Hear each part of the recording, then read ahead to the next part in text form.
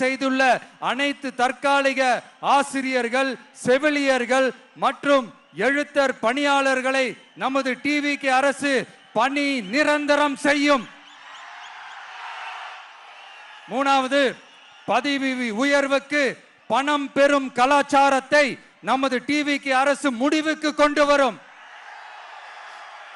அனைத்து அரசு ஊழியர்களின் இடமாற்றங்களும் வெளிப்படையான மற்றும் கால வரையறைக்கு உட்பட்ட முறையில் நடைமுறைப்படுத்தப்படும்.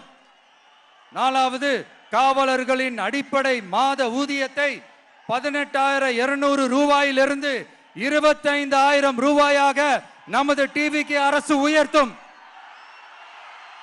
அதிக மன அழுத்தம் உள்ள பணிகளில் ஈடுபடும் காவலர்களுக்கு பணிப்படியாக மாதம் 1000 ரூபாய் கூடுதலாக வழங்கப்படும். காவலர் நலன் மற்றும்